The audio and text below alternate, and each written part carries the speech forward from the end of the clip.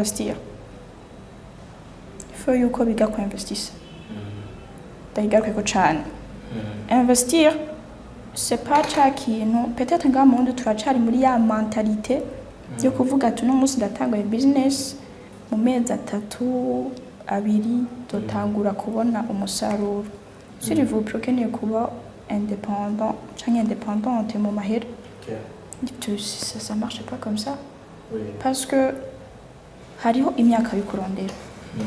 les jeunes d'aujourd'hui imyaka turi mu kurondera muga hazobaho ya myaka uvuga ati shaka kugura twese abajene bubu bose abakobwa de notre nature turakunda ibintu de luxe turakunda imiduga turakunda peut-être téléphone nziza mais non ushobora kuyironka juste comme ça il faut travailler et aussi investir ici au Burundi turafise ni marché iri vaste cyane gose muganga mu Burundi ni bake bamaze kuyexploiter so les filles il faut investir et aussi penser à long terme uvuga ati aujourd'hui peut-être muri bankobu baratuzaniye isoko cyo kugura y'imigabane uvuga ati nanje uno munsi en tant qu'une fille ndafashe amahiraya canke ndafashe umwanya ngende kubaza bimeze gute bigenda gute kubera ha mu Burundi hazovuka beaucoup des entreprises havuke beaucoup de sociétés ils onya à long terme ils zoduha amahera zovuga ati ok aujourd'hui je vais investir ça au bout de 10 ans 5 ans nzoba mfise autant kubi wanje nohamagarira abakobwa benshi surtout abarundi kwiga ku investissa mu kintu nturondere bya bintu uvuga ati mu kwezi kumwe nzoba mfise iki je crois pas yuko ibintu bije byihuta nta n'umwanya bimara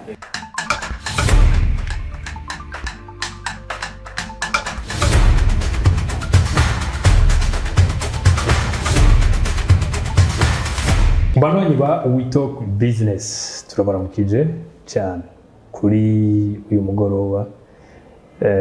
turi mu kwezi kw'abakenyezi niyo mpamvu tutahengeshanije kugira icyo tubivuze ko tuje kuba yagira uruhara rw'abakenyezi mu iterambere muri business abakenyezi bitwara gute bimeze gute sinajeje nyine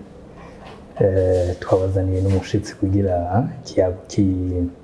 muri kwa kwezi nyine kaduhere hariya hijya kwa yo namoro cyane ku bakunzi ba We Talk Business bisanzwe ni John hajya mu kwezi ko abakenyezi ngo no kwezi kw'imigisha musoni umuntu ngo abura amafaranga kwezi kw'abakenyezi ngo ntaba yayaronde ya yego turabaye ikaze kandi umutumirwa wacu twakiriye nakoze cyane nakoze cyane Dr John nakoze cyane na umuntu twubaha cyane Shadow cyewe nitwa Billy ariko akantu k'akajwi hajyanye ngo abakenyezi murazi uko tubwabwe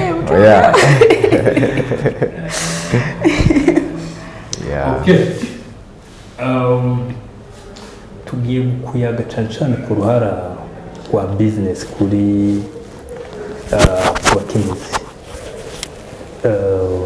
turaza kugenda turahanahana ko ibyiyumviro uko dusanzwe tubibona uko dusanzwe tunafatiye no ku banywanyi ba We Talk Business uko dukunze kubona abafasoni abigeme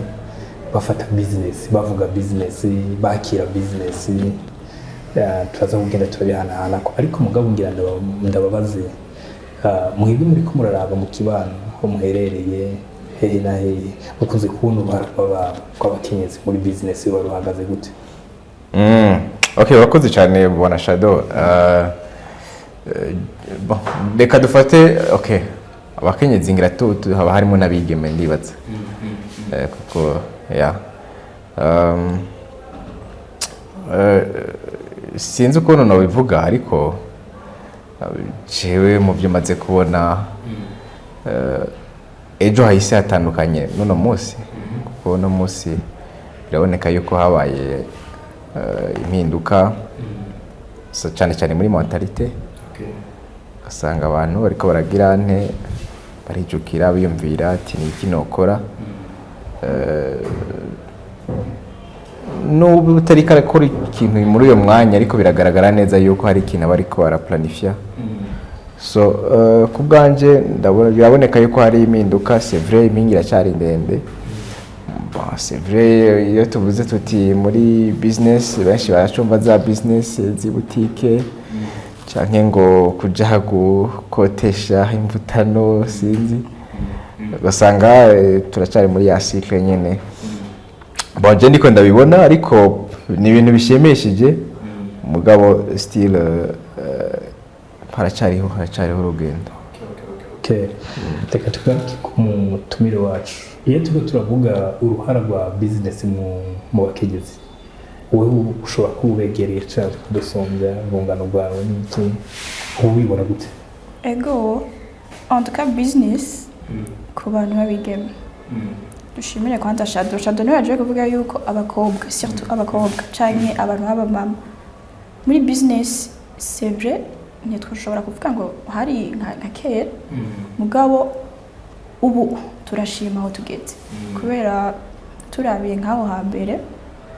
abakobwa surtout canke abamama wamengo ni bamwe bajejwe ibi abantu babagabo kamengo bajejwe ibi mugabo ubu unya twese turahamagariwe kuko business ntifise ngo irabuye canke irabuye kandi tubiravye hanini cyane ujya n'abakobwa hari incabwenge nyinshi rero niyo mpamvu business ahigeze ku bakobwa ntiragera ahantu ishimishije mugabo aho igeze turashima kubera iki nkuko abivuze umugenzi wacu hariho benshi biyumvira yuko abakobwa bari limite ku tubutike kugurisha imvutano gukotesha sinzi kugurisha utuntu kuri WhatsApp c'est vrai ni byiza mugabo hariho ahandi hantu hariho urundi rugero dushaka yuko abakobwa tubumvako twumve yuko uno munsi peut-être abakobwa bariko barinvestisa hariho les entreprises ziri ama entreprise menshi ari ngaha surtout murabona yuko tumaze kutugorora ibintu by'amaboursier ngaha ifo yuko nabajya anye n'abakobwa biyumva yuko c'est pas pour les hommes gusa twese turahamagariwe ego bon siraguciyemo ariko hari ikintu je nkunze kwibaza kandi n'abantu benshi barakibaza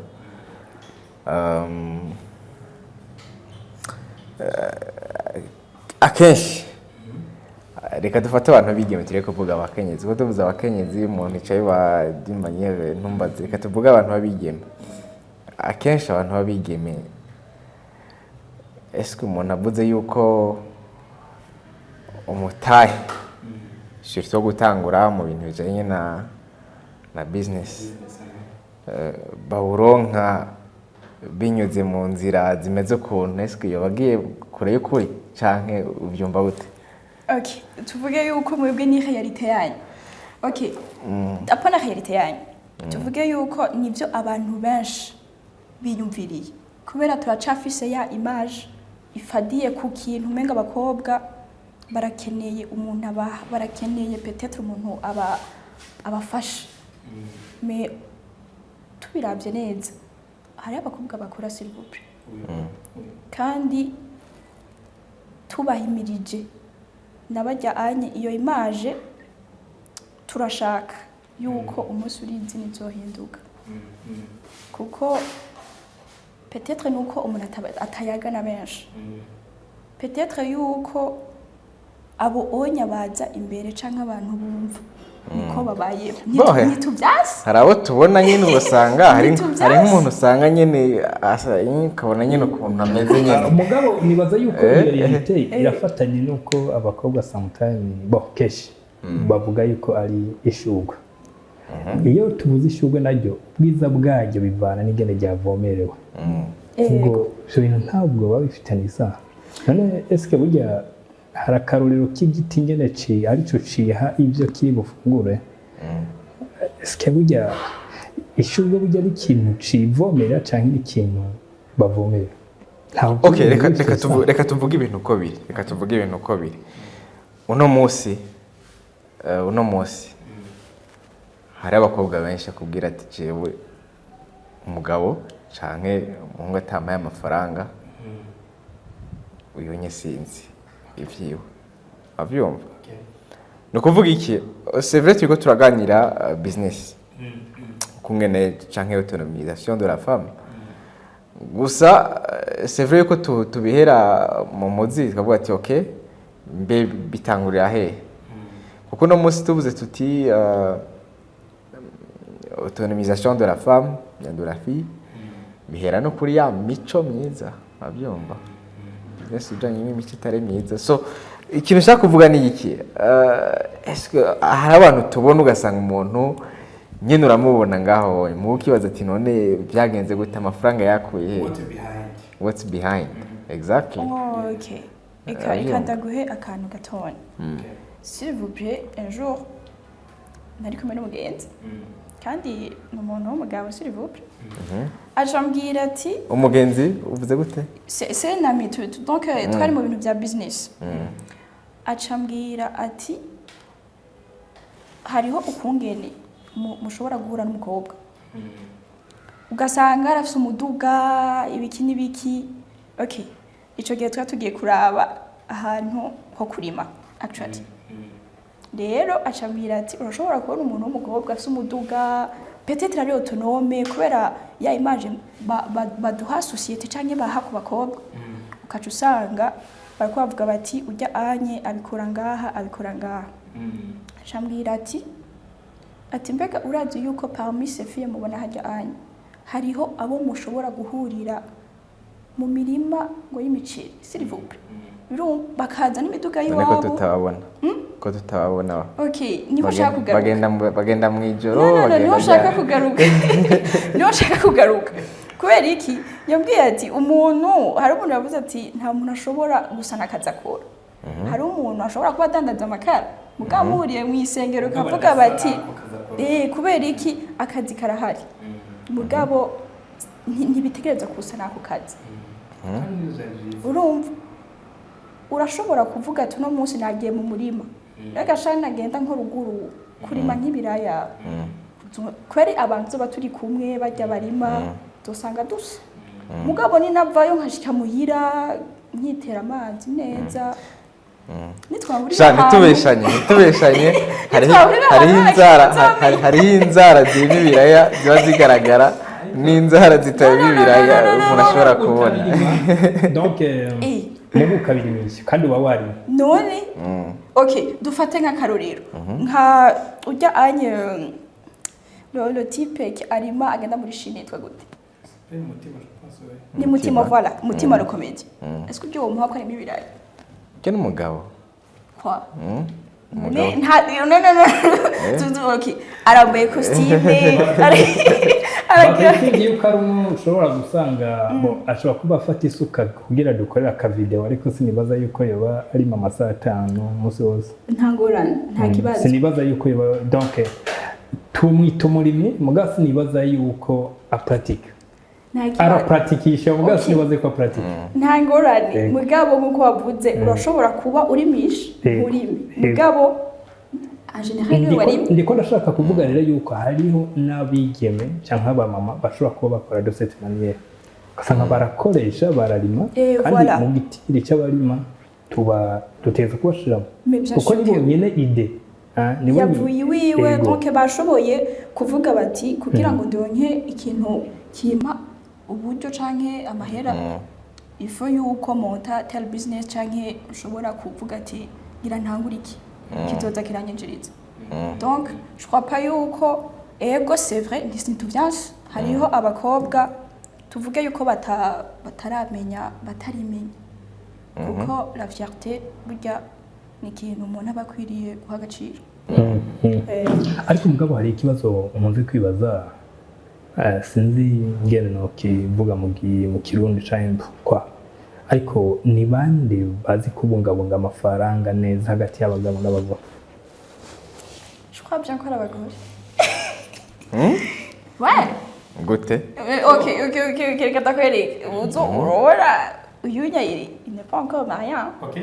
nk'umunsi yabaye marié usanga gafresheri kabaye gafresheri kubera donc ukaza afise umugestionnaire mais bien sûr nari mfise umwigisha yatubwiye ati burya abagore n'aba gestionnaire de leur nature ntibakeneye kuvyiga kubera iki uzosanga nk'umugabo ari mu kabare yaryohewe ukanga kuvuga yuko ariyo mpamvu kuvuga yuko ariyo mpamvu abagabo badakunda kujana abagore mu kabare kugira no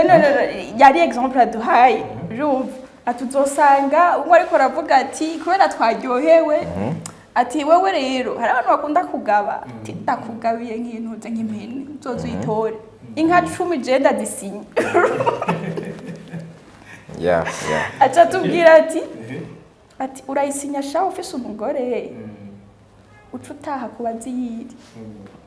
usanga ari ibibatsi umugabo donc niho hahagaze John eske ikintu urashumva kumwe yuko abagore ari bo bashobora kuba bazi kugestiona neza gusumba okay jewe kono ndayibona kwanza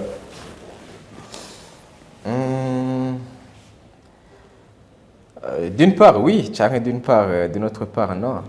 Okay, combien de pourcentage oui pour les femmes? Combien de pourcentage? Les Congolais 40% oui pour les femmes et 60% oui pour les hommes. OK. Ariko sans toutefois expliquer hari ikindi kibazo kiri behind y'icyo. Umwe yatubwiye yuko abadamu ari bo bazi kugestiona neza. Nawe 60% ati abagabo nibo bazi kugestiona neza ariko uyu munsi tufata imiliyoni 50 tukavuga ni umugabo agapropose umugore kavuga ni tugura imodoka handa kavuga ni mugabo handi naho nari mfite umugambi wo kugenda kugura imigabane mu isoko runaka muri societe runaka ibyo umugore ntabyo yotahura umugore aza kuvuga iki hagati y'ibi bintu bibiri mbega hagati y'ibi bintu bibiri nindaza kuba agestionye neza amafaranga umugabo ariwe yapropose kujya kugura imigabane bien sûr ko ari umugabo yafashe ingingo nziza koko umuduga sikwa n'umugabo ntari decide muri ibi bikorwa bibiri mugabo ahitishije umugore ati hagati yo kugura imodoka twagenda n'amaguru madame okay hagati yo kugestiona ayo mafaranga y'ibi bikorwa bibiri est-ce que umudamu yohitamo iki mugirageze kurabara communauté yo ngaha mu Burundi ni kimwe nakubwira rero community yo ngaho iracafise ukuntu turi muri ya societe itaraba modernize ukuntu abantu baracafise cyangwa turacafise des mentalités ziri un peu traditional pour ne pas dire ok ntacyo ariko nibyo bintu by'imigabane abantu benshi ntabyo bazi banashaka sinuvuga ngo n'abagore gusa n'abagabo benshi ntabyo bazi ariko ikintu nashaka kuvuga ni ko niyo imodoka c'est quoi imodoka ni liability imodoka c'est pas un actif so liability rero ni ikintu kigukonsoma actif nacyo ni ikintu kiguha de retour so rero no munsi rero turacafise abantu benshi bakiri muri ya mindset yo kugira nte kurondera ama liabilities kavuga ati jewe nabaro nk'umuduga bazomuna yuko nyene nateye imbere umuduga c'est facile nimwe gutera imbere ariko no munsi turacara ahantu mengo kuronka umuduga ni isino nimwe gutera imbere muje naganiriye twari kumwe igihe twako tuganira n'umupartenaire wacu muri Canada atubwira yuko muri Canada udafise kugira imodoka ni nkugire telefone urabyumva so iwacu rero abantu ntibarabitanga nashatse kuvuga iki rero hariho différence de mentalité ihari mugabo ofira mesure ishobora guhinduka uko abantu bagenda baragira tugaruke bine hagati izo 50 miliyo nyene uruga ruvuze ndabishize ngaha hagati y'ibintu bibiri uribaza yuko nk'ico novuga peut-être yuko aho tugeze mu Burundi surtout ntituramenya kwiyumvira à long terme kuko nk'ivyo bintu vy'imigabane tube sincere burya nta si benshi babizi ariko mu gatoya mugabo tuve meme no kucerekeye imigabane tuze no kuvuga nko kugura nka parcelle nta ngorane voilà urumva donc peu importe ibintu byose wovuga tout d'abord sinovuga ngo n'umugore canke n'umugabo kubera iki utiyumvira kure twese turafise kakana ko kuvuga ati peut-être nakambone yuko nateye imbere gatoya naraguze ikinga naraguze moto canke nshaka kwemeza naka tu vois turacari muri iyo mentalite nta muntu yiyumvira yuko aujourd'hui peut-être ndashobora kugura parcelle canke sinzi ikicaco cose ukavuga ati dans 5 ans peut-être sobigeze kuri telle valeur urumva rero ico kibazo byose biva mu mutwe nivyo novuga mudashoboye kugira mu mutwe hatari un peu quoi pousser canke mudashoboye kuvuga ati nzoshobora mu myaka 5 nshaka iki sinibaza yuko mo prena la bonne décision. Ok donc biba bisaba yuko mwese mugerageza kugira une planification kubona muri kazoza voilà kanyu kazoza kumujye ok hari argument fise sinzi ko tuza kwihuriza ko ariko iravuga ati business zirakunda zirakunda abadamu gusumba ko abadamu bakunda business murakivuga biki business zirakunda abadamu gusumba ko abadamu bakunda business cyo kintu murakivuga biki bien c'est la réalité bon sinzi ariko je nko ndagaruka hande nyene muramponda sinoga ariko cyabiti ushaka yuko tunozanye abyumva no musi okay hariho abagabo benshi badashobora kugira ante kwemera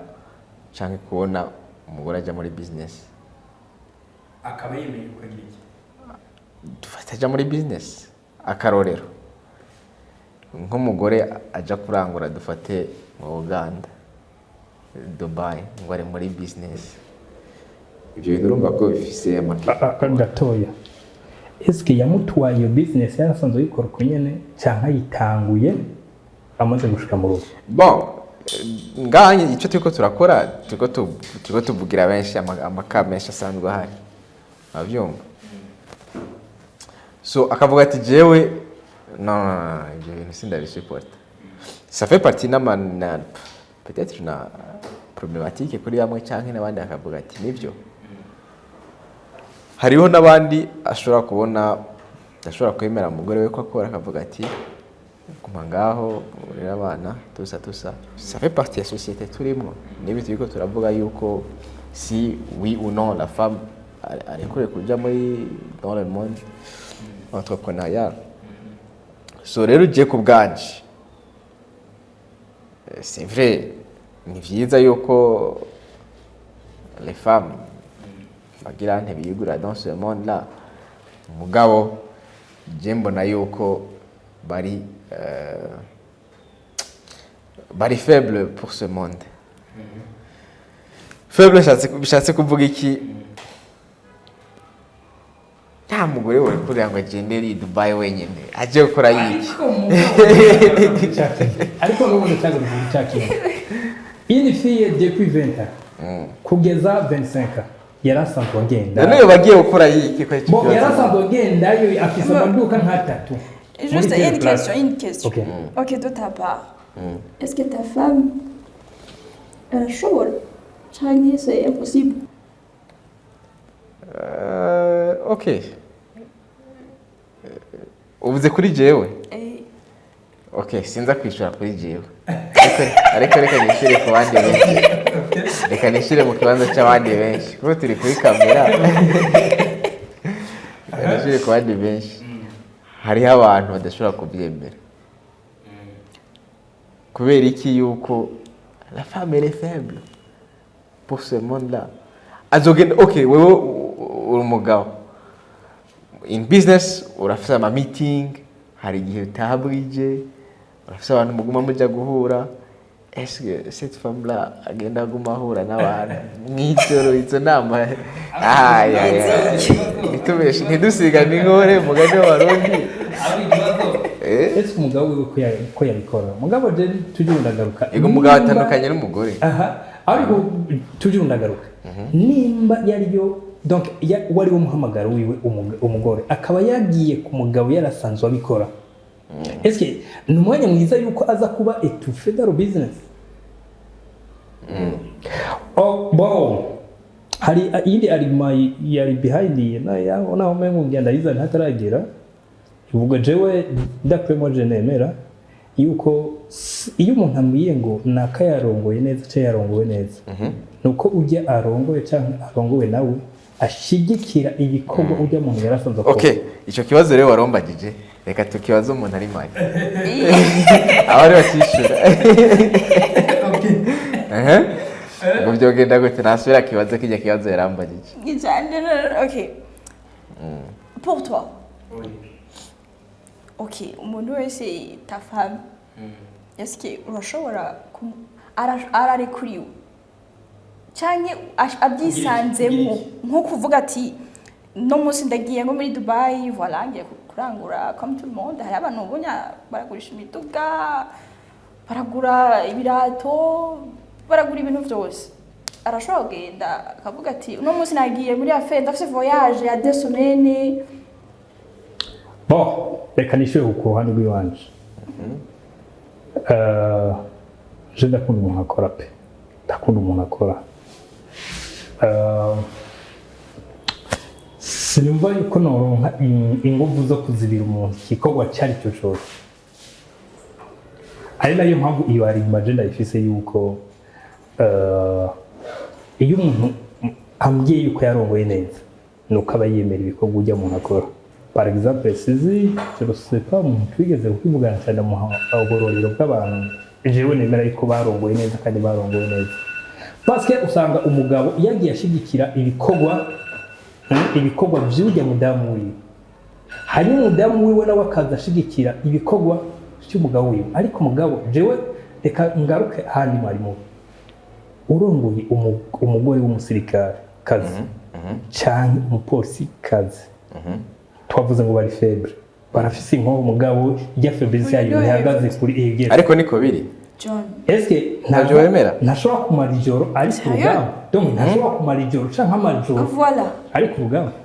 Voilà. Est-ce que nimba aza kuba ari kuri activité est-ce que izo zindi activité zozo ntashobora kuza kuba ari bon reka genda gishire gucyanya hariyo activité entrepreneuriat zagenewe abagore n'izindi zitabagenewe turumvikana hari izo zigaragara nyine ko zabagenewe umugabo aguma ajya mu business meeting iki ese yuko hari amakenga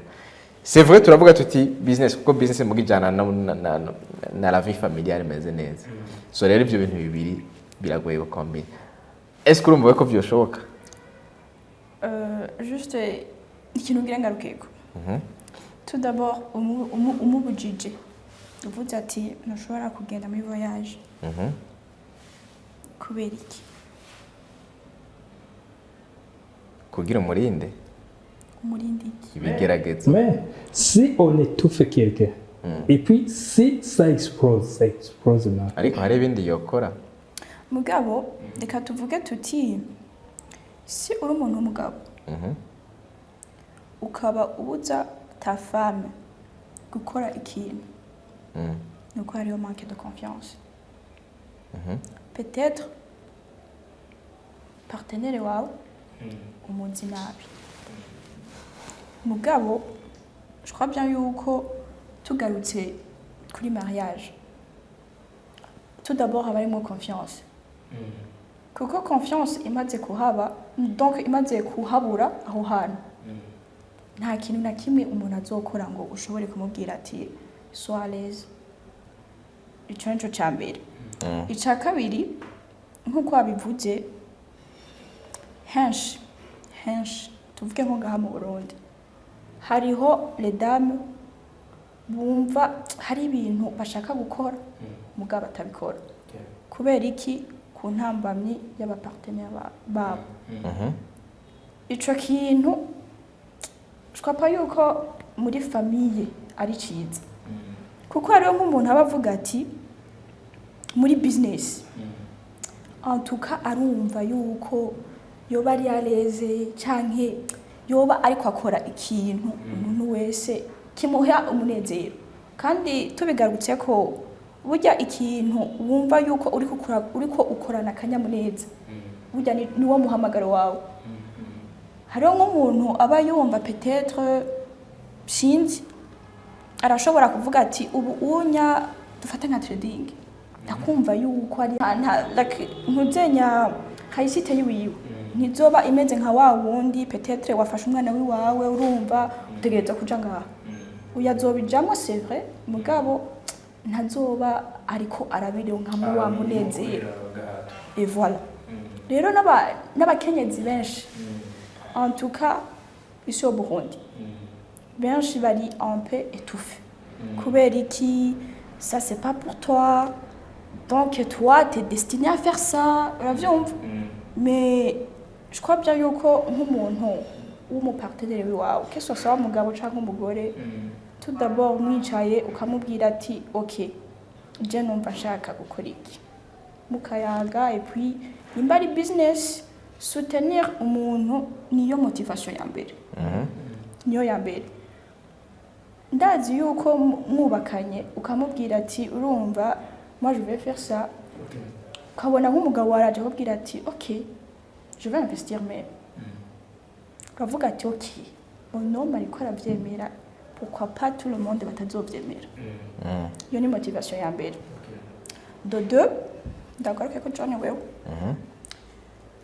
turetse ngaha mu Burundi dufate nko hanze hari abantu bavuga bati urumva we share 50-50 sikashaka utakora business ya 50 utayitoa wapi. Ariko hari n'abandi bavuga ati we don't need to share it's 100%. Okay hari abantu bavuga bati I'm the man we provide. It's okay. Umwe wese kandi hariho n'abantu kandi that's how it should be done. Okay thank you. Peut-être muri culture canke uko umugabo abayeho arumva yuko ari respecté iyo ariko ara providing kandi ariko ni ku kazi kiwe sivuga ngo c'est optionnel ni c'est ça kandi ni byiza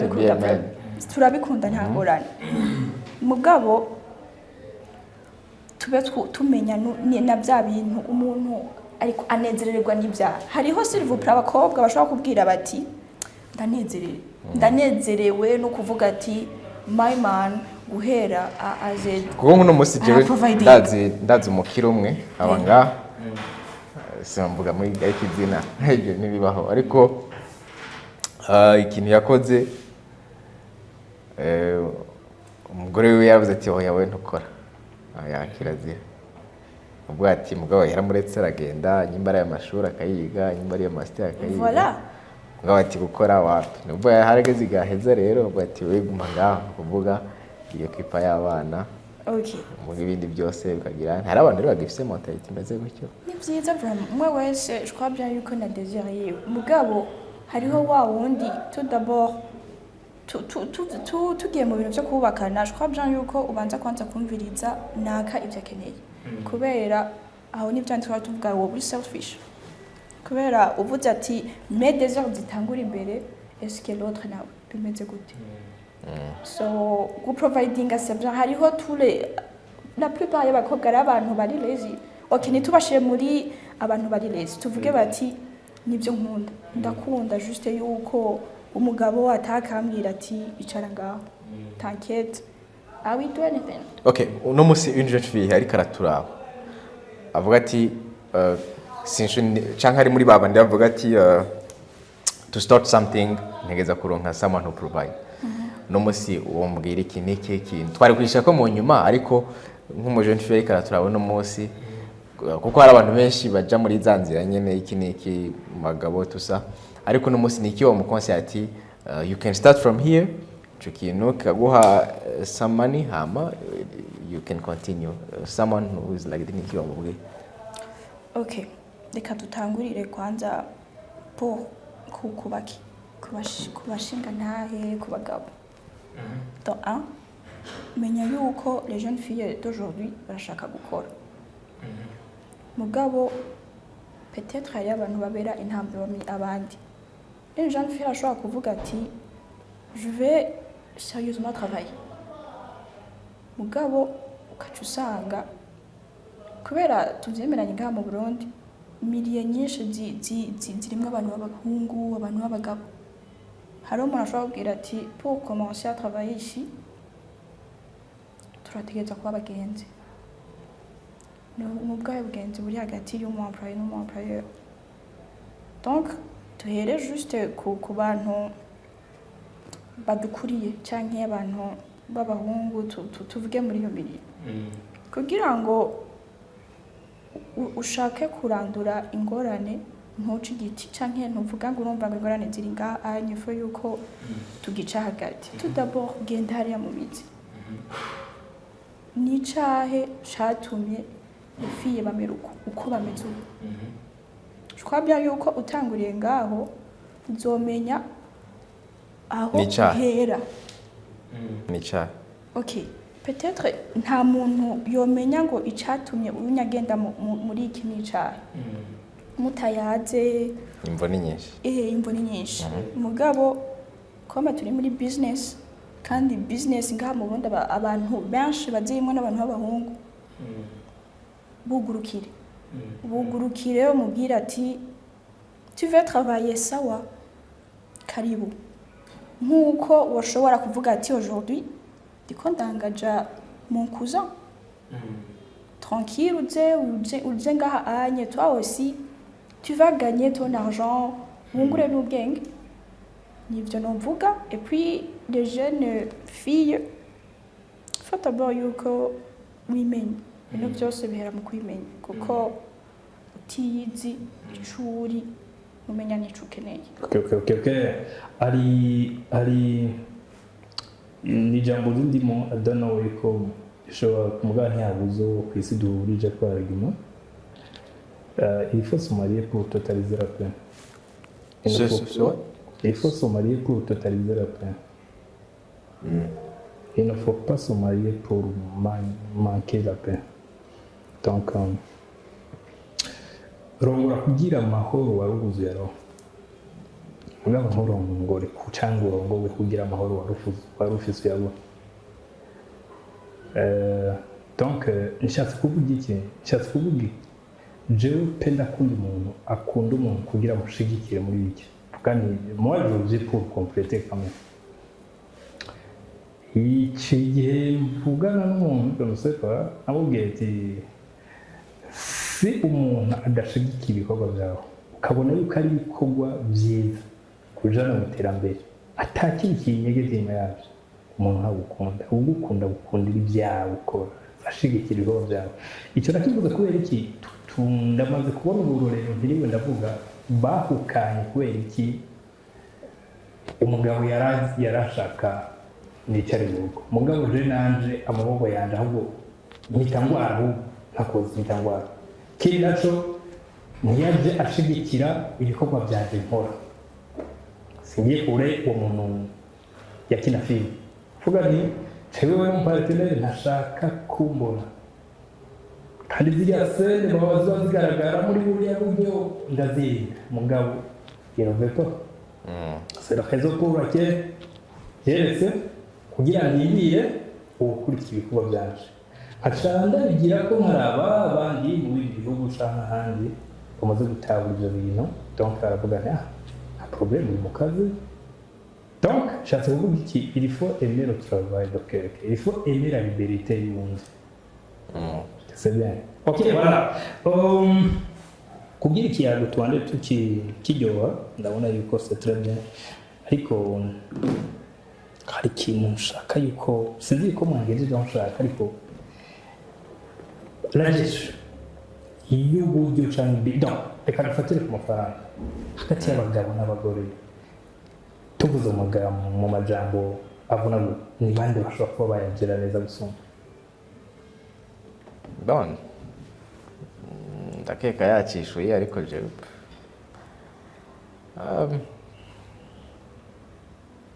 Ok. Exemple simple. À la maison. Qui gère la maison chez vous? Qui gère?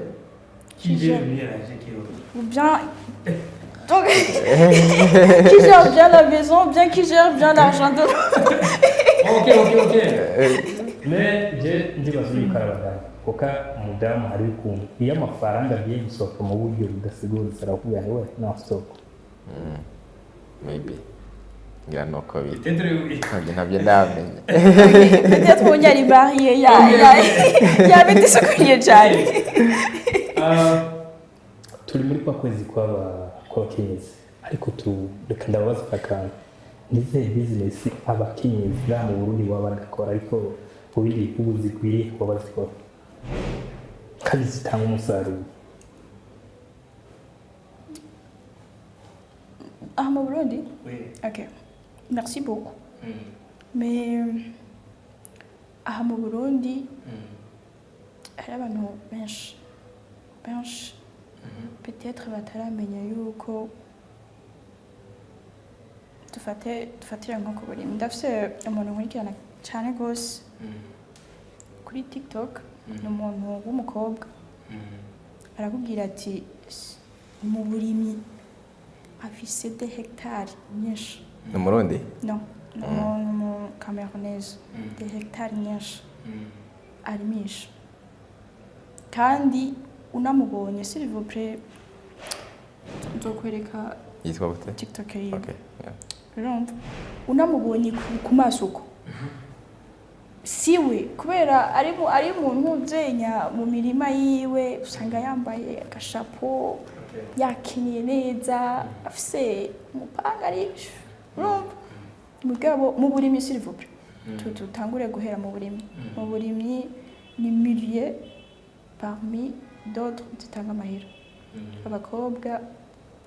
ntibaramenya comment binjira aho hantu de deux investir il faut yuko biga ko investir ndayigaruke ko cyane investir c'est pas ca kintu peut-être nga mu ndi turacari muri ya mentalité yo kuvuga ati no munsi ndatanga business mu mezi 3 2 dotangura kubona umusaruro s'il vous plaît ukeneye kuba indépendant cyangwa indépendante mu mahera ça marche pas comme ça parce que hariho imyaka y'ukurondera les jeunes d'aujourd'hui imyaka turimo ni y'ukurondera mugahazobaho ya myaka uvuga ati shaka kugura twese abajene bubu bose abakobwa de notre nature turakunda ibintu de luxe turakunda imiduga turakunda peut-être téléphone nziza mais non ushobora kuyironka juste comme ça il faut travailler et aussi investir ici au Burundi turafise ni marché iri vaste cyane gose muganga mu Burundi ni bake bamaze kuyiexploiter so les filles il faut investir et aussi penser à long terme. Uvugati aujourd'hui peut-être muri Bankobu baratuzaniye isoko ryo kugura ry'imigabane uvuga ati nanje uno munsi en tant qu'une fille ndafashe amahiraya canke ndafashe umwanya ngende kubaza bimeze gute bigenda gute kubera ha mu Burundi hazovuka beaucoup des entreprises havuke beaucoup de sociétés izo onya à long terme nizo zizoduha amahera tuvuga ati ok aujourd'hui je vais investir ça au bout de 10 ans 5 ans nzoba mfise autant kubwi wanje nohamagarira abakobwa benshi surtout b'abarundi kwiga ku investisa mu kintu nturondere bya bintu uvuga ati mu kwezi kumwe nzoba mfise iki je crois pas yuko ibintu bije byihuta nta n'umwanya bimara. C'est très intéressant, kuko nk'akaro seve yayibuze barakeneye kwiga cyane kuko nk'akarorero nk'ubu gihe hari abakobwa benshi na propose kwigisha even for free ariko they never wanted that yaba trading yaba freelancing ibintu nzi neza ko bikora ariko ugasanga they are not here, they are not in that mindset. Ari mukwaro umugeme nigeze gukurikirana yatanze ikiganiro cyanyumbaye yavuze ndi umukristo ati mugabo narakayikiye ati umunsi umwe twari mu kiyago n'abandi bigeme bagenzanje bakarikira amafaranga umushatsi ngo ubatwara wacafata ingingo yo kwikomporta nko mu mizima donc kuzama kenshi gashoboka umushatsi naturel kwama yitwikiriye pour empêcher des dépenses umushatsi donc baravuga ni ikintu cyose ngiye mbona nkakarikira amafaranga izoba kwintwaye mu myaka tingerageza kwiga systeme kugira ndacinyore ndashaka donc nibaza yuko message abahaye ni message cyane message très intéressant bakwiye kuyakirana ubushobozi. Alright, so tuyagiye bitari bike donc ugiye business imwe business bakora bari physique ariko uyu munsi turi muri monde ya internet in business bavuga mu ko wakugwego runini cyane ariko mu bindi bihugu ndabona maze guteza imbere abantu benshi cyane nk'uyu nk'uko yabivuze donc ubunya turi muri monde turiko turava mu bintu bya physique no munsi ngo ndafise akabutike aha canke ndafise iki c'est vrai muri bo hari ababitanguye kuvuga ati ndashobora kudandaza ndafise akarato ndashobora gashaka kuri WhatsApp mugabo hariho bwa buryo kuvuga uno munsi ndi mu Burundi ngira ashobore kudandaza ikintu cyo muri Chine donc ivyo onya biri muri parmi d'autres opportunités umuntu ashobora kurondera barondere uno munsi turafise ibintu bya forex donc ni monde irimo abantu b'abahungu benshi mugabo mu bihugu biteye imbere Burundi nta mukobwa ndabona ikora nta mukobwa urabona ikora mu Burundi barahari mugabo peut-être ntibari yoga bari ahantu ntibaraja ahantu par exemple dufate nk'abantu bari muri informatique cyangwa abantu bagira iby'ama programme ibintu givyo onya ni bakeye mugabo dans d'autres pays hari abantu benshi b'abakobwa bari muri ibyo bintu kandi vraiment babiciyemo mbere n'ubwenge so ubura tukoma turi muri monde iri un peu avancé faut qu'on a twebwe yuko buke nta muntu peut-être ushobora kuvuga ngo no munsi ndabyumviriye puis bizoca bizuko nyene mugabo on va apprendre petit à petit bamenye ibinyene bakunda benshi bari mu kudandaza bamenye yuko ushobora kudandaza kuri TikTok cyangwa ukadandariza ubundi muntu urumva ukashobora gupostinga ukavuga ati okay hari abakobwa bafise abantu benshi followers benshi s'il vous plaît kuri TikTok kuri Instagram barashobora kuvuga ati nk'abo onya barashobora kudandaza ikintu donc umuntu hari akwera bo bari suivi n'abantu benshi bagashobora kudandariza uwundi muntu kandi ugasanga ibyo badandaje barafise pourcentage cyane cyane iyo ni moya imwe uvuze cyane cyane ku abakobwa bafite amakonti y'ama platform bakurikira iyo ni moya imwe yo kumonetiza such kind of platforms ariko hari indi moya batazi abishaka bazondonde and we can develop that together nimba ari nawe zirabwira iyo nayo ni iyihe niyo kudevelopa ama produits digitaux bivanye n'abantu bakurikira bivanye n'ibyo baposta abiyo umuntu akaraba ibintu aposta akavuga ati okay reka tugerageze du packaging ya certain produits amashore kuyidandira ugasanga wenyene niba ayigize bivanye n'abantu bakurikira biragoye gutahura utabirimwo gusa ariko niyo ni ni shoje na medium mbere dayore kuza ndandikira bamwe ndabwira ati hey let's do something together gusa nuko umwanya iki sinabaye nk'ibyitaho cyane gusa ariko ni moya ikora cyane abantu benshi bakoresha nibaza yuko twagize ikiyago ciza kandi nibaza yuko kizofasha benshi mu ukwezi kwa gatatu kw'abakenyezi akajambo kamwe kamwe mubwira umuntu wari wese w'umwanya wa Wito Business adukurikirana w'umwigeme byase nakahe birashoboka right ikintu cyonyine novuga apprend banywanyi ba Wito Business twari turi kumwe twiyaga kiyago muza gukura mu bintu byinshi abigeme abadamu abari mu ngo n'abataraje mu ngo mwese maze gutoramo ibizofasha mu buzima bwa business bwanyu ciao